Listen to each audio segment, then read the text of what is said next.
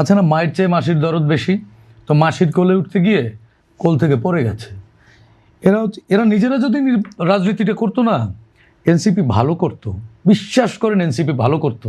কিন্তু আর বাকি আছে কয়দিন, 12 তারিখের আজকে থেকে 4 দিন 5 দিন না, ধরে নিলাম 5 দিন।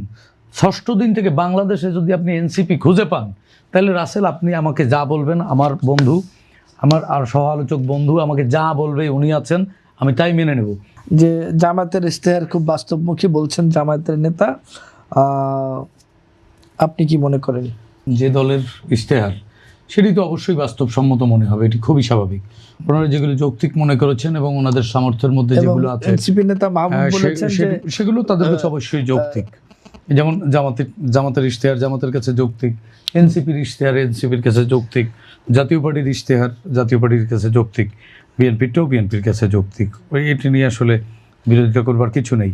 আমি আমার এনসিপির যে সহ আলোচক ভাই বসে আছেন, ওনার 3টি জায়গায় আমার আপত্তি আছে। উনি খুব ভালো বলেছেন। উনি বলেছে যে সকল রাজনৈতিক দল তো আসলে প্রতারণা করেছে। তো প্রতারণা তো ওনারাও জন্মসূত্রে করেছে। বিএনপি ভাওতাবাজি করেছে। হ্যাঁ, বিএনপি ভাওতাবাজি করেছে। হ্যাঁ, বিএনপি অনেক পুরনো বুড়ো দল, তো ভাওতাবাজি করেছে। কিন্তু ওনারা তো জন্মসূত্রেই ভাওতাবাজি করে আসছে। এর প্রথম প্রমাণ, ওনারা প্রথম বলেছেন নতুন বন্দোবস্ত বা নয়া বন্দোবস্তের বাংলাদেশ করবেন। পুরনো বন্দোবস্ত ফেল করেছেন। দেখুন, নয়া বন্দোবস্ত করতে গিয়ে পুরনো বন্দোবস্তের জামাত একটি পুরনো বন্দোবস্তের দল, সেই দলের মধ্যে ঢুকে গেলেন শুরুতে। এরপরে আরেকটি বলছেন যে এই ফার্স্ট রিপাবলিক, মানে 1971-এ যে রিপাবলিক আমরা মহান মুক্তিযুদ্ধের মধ্য দিয়ে অর্জন করেছি, সেই রিপাবলিক ফেল করেছে, এটি সেকেন্ড রিপাবলিক দরকার। তো সেকেন্ড রিপাবলিক সেটিও ওনারা আপোষ করেছেন। এবং ওনারা বলেছেন যে ওনার দলে কে দুর্নীতি করেছেন। আমি কয়েকটি মনে করিয়ে দিতে চাই ওনাকে। সেটি হচ্ছে, একজন দরবেশ আবির্ভূত হয়েছিলেন, তানভীর নাম, 400 কোটি টাকা। ওনারা এনসিপি তাকে বহিষ্কারও করেছে স্থায়ীভাবে।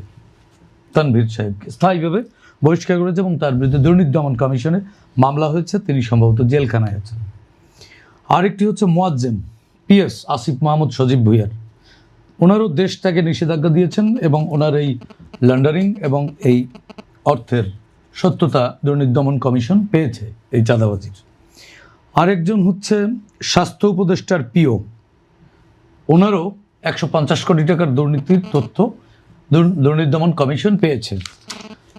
উপদেষ্টা নাহিদের পিএ, ওনারও 150 কোটি টাকার দুর্নীতির অভিযোগের সত্যতা দুর্নীতি দমন কমিশন পেয়েছে। এগুলো মামলা হয়েছে, তাদের প্রত্যেকের দেশ ত্যাগে নিষেধাজ্ঞা রয়েছে।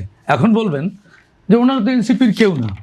এটি হচ্ছে কি জামাতের রোগ ওনাদের ভর করেছে। কারণ জামাতে আপনি দেখবেন যে বরিশালে কিছুদিন আগে, মাস 3 আগে, ছাত্র শিবিরের একটা থানার সভাপতি পরকীয়া করতে গিয়ে হাতে নাতে ধরা পড়েছেন। ধরা পড়বার পরে বরিশালের সম্ভবত আগলঝাড়া বা মুলাদি, এর 2 উপজেলার 1 উপজেলা হবে। ধরা পড়বার পরে এলাকাবাসী গণমাধ্যম দিয়ে, মানে গণমাধ্যম না, দুঃখিত, উত্তম মাধ্যম দিয়ে পুলিশে সোপর্দ করেছে।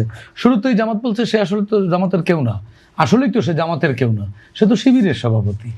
হ্যাঁ, পরে আবার বিকেলবেলা দেখলাম ইসলামিক ছাত্র শিবির তাকে বহিষ্কার করেছে।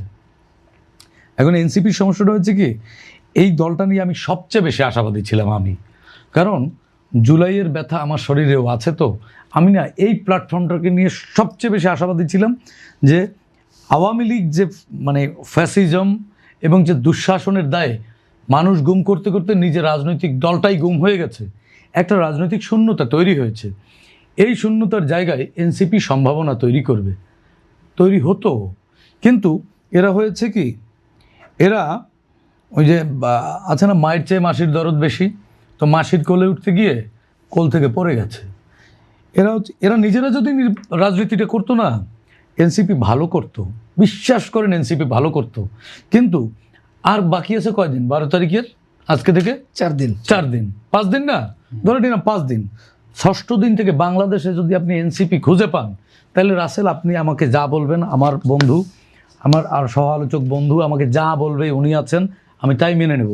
6 দিন পর NCP will B a big zero.